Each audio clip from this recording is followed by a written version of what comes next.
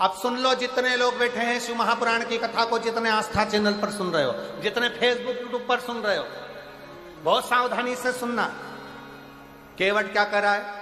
घर जाऊंगा, पानी लाऊंगा।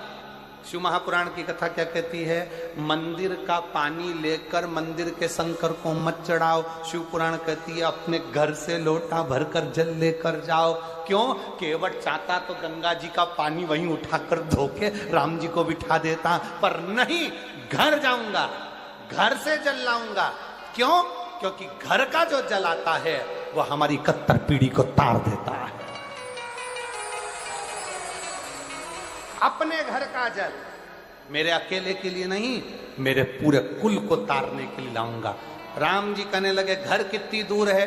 एक काम कर, हमें तेरे घर ले चल, वहीं धो लेना और वापिस ले आना।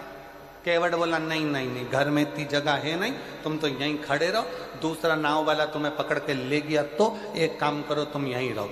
राम जी बोले ठीक है, जल्दी जा, जल्दी आना। केवट जाने लगा। इतने में लक्ष्मण जी राम जी के पास आकर बोले प्रभु मेरा एक निवेदन स्वीकार करोगे? राम जी ने पूछा क्या? क्यों इसके चक्कर में पड़े हो? दूसरी नाव बुला लेते हैं और निकल जाते हैं। केवट ने सुनते सी दौड़ के वापिस आ गया, राम जी का हाथ पकड़कर गंगा नदी की रेत पे खड़ा कर दिया और राम जी का हाथ पकड़कर खड़ा कर कर एक उंगली से चारों तरफ घेरा बना दिया और घेरा बनाकर कहा प्रभु अगर इस घेरे से बाहर निकले तो मेरी सौगंध है तुमको। राम जी अच्छे खासे पेड़ की छांव में थे, अब मालूम पड़ा धूप में खड़ा कर दिया।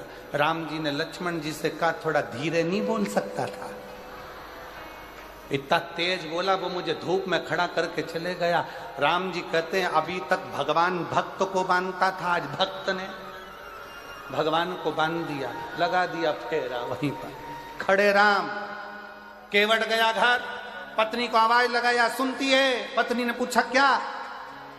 मेरी मां जिस पात्र में आटे को सनती थी वो कठवता कहाँ है? पत्नी ने कहा वो रखा, ये तो पत्थर का, मेरी अम्मा के जमाने का लकड़ी का पात्र लाया, पत्थर का नहीं। पत्नी ने पूछा क्यों?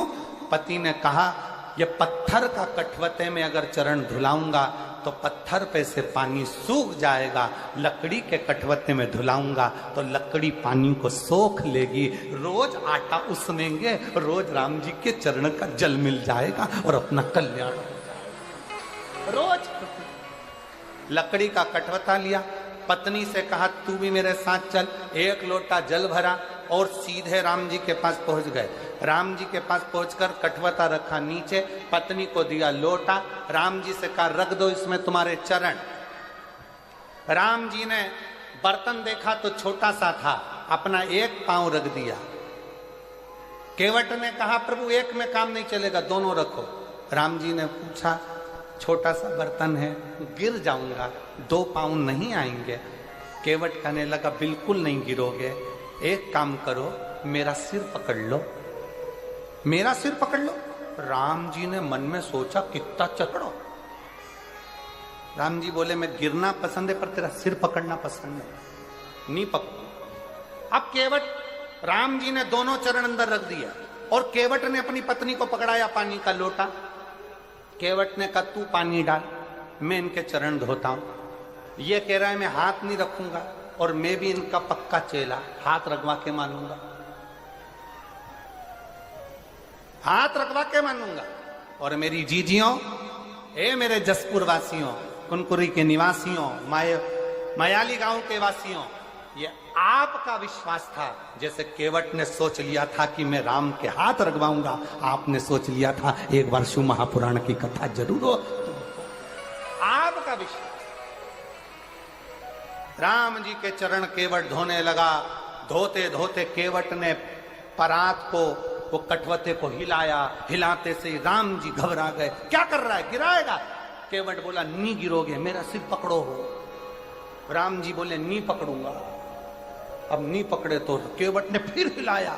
लक्ष्मण जी बोले भैया जाते जाते हड्डी वड्डी टूट जाएगी, पूरा वनवास यहीं हो जाएगा और इसके चक्कर में अपन पड़े रह जाएंगे, तुम तो पकड़ लो। राम जी ने अपना एक हाथ केवट के सिर पे रखा, केवट ने सोचा एक हाथ तो भगवान तुम कजन कित्तों के सिर पे रख दोगे, जब दोनों हाथ रखा है तो बात हो। केवट ने फिर हिलाया, राम जी के पकड़े, गिराएगा क्या, और जो सिर पकड़ा देवता पुष्पों की वृष्टि करने लगे। धन्य है रे केवट, तू धन्य धन्य। जैसे देवता